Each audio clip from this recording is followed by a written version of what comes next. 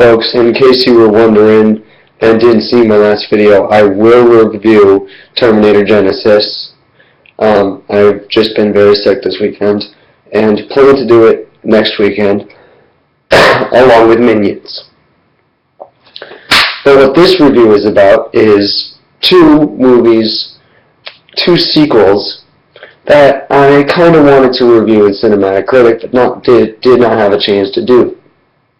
They are How to Train Your Dragon 2 and SpongeBob the Movie 2. I know it's officially SpongeBob the Movie, Sponge Out of Water, but let's call it what it is, SpongeBob 2. Anyway, I have not yet seen SpongeBob 2. I actually have it ready to go on the video on demand right now. I'm going to see it for the first time. But first, I want to do a review for How to Train Your Dragon 2. I ended up watching it on Netflix, and can I just say, seriously, that's the sequel. That's what Dreamworks did. That is How to Train Your Dragon 2.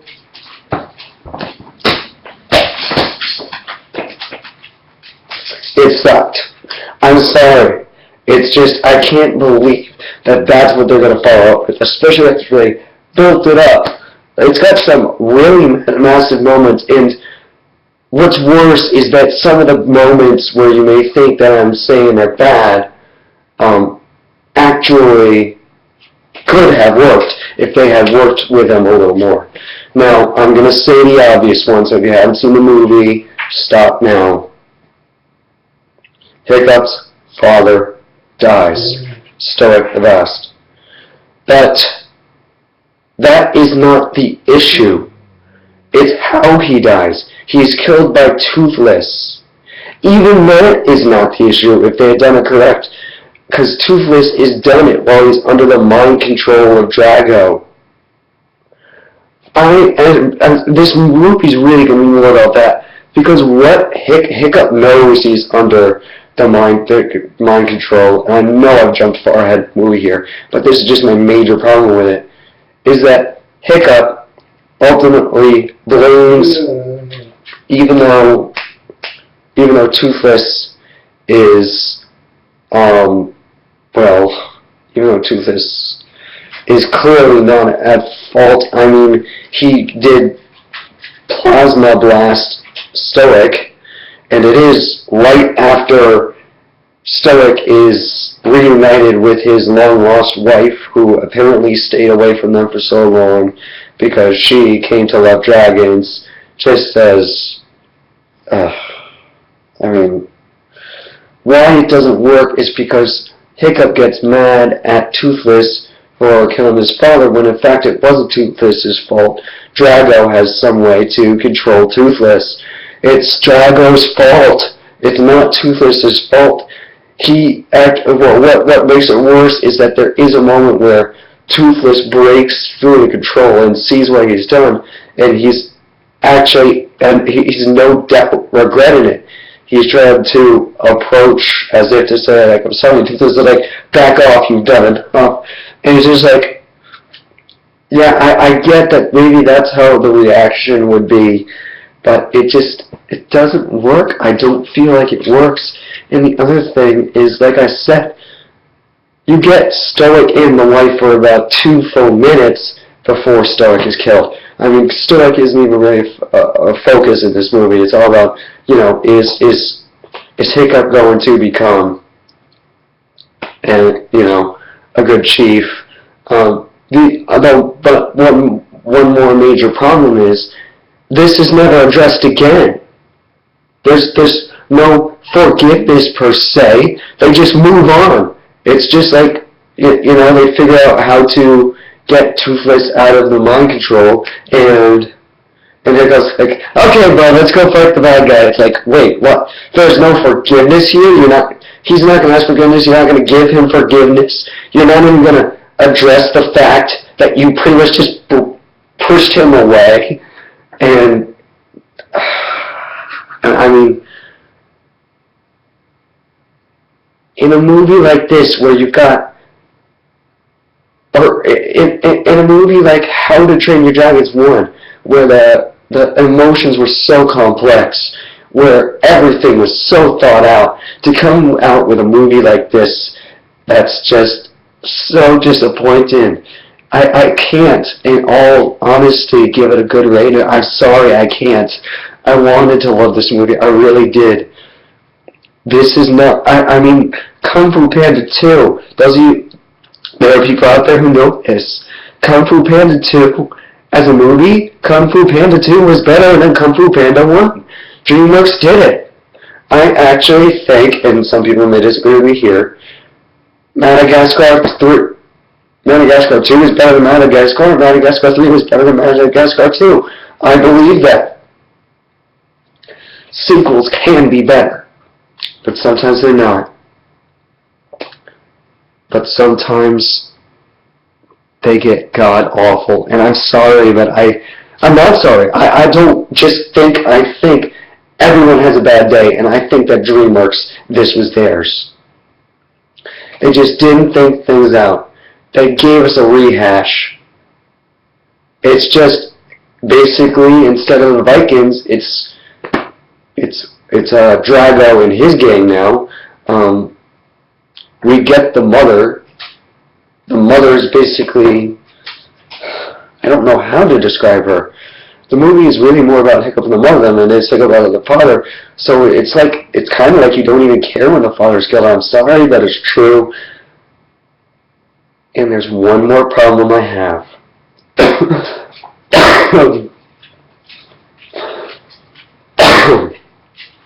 That problem is,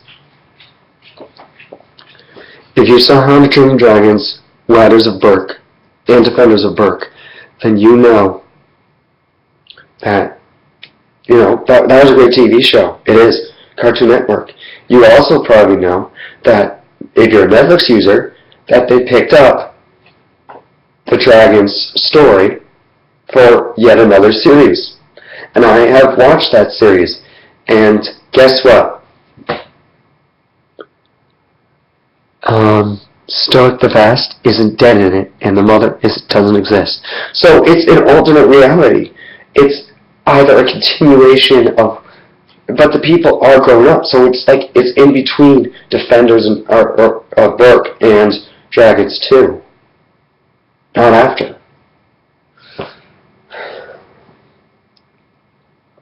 It's called On the Edge if you want to check it out.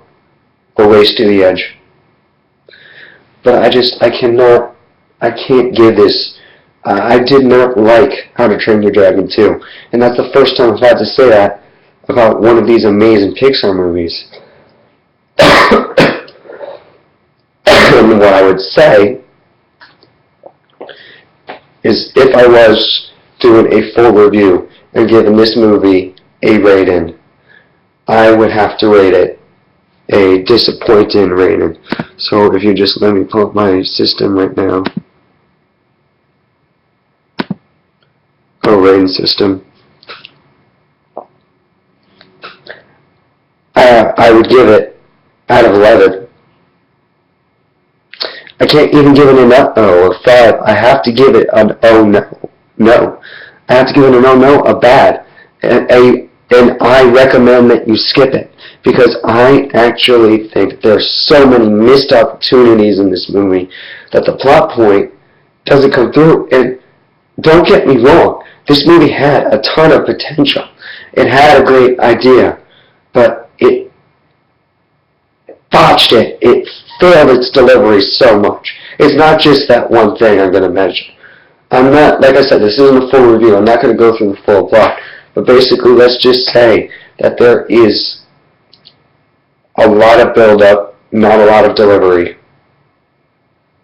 And that for a movie like this, it didn't meet expectations at all. I know there are going to be people who disagree with me.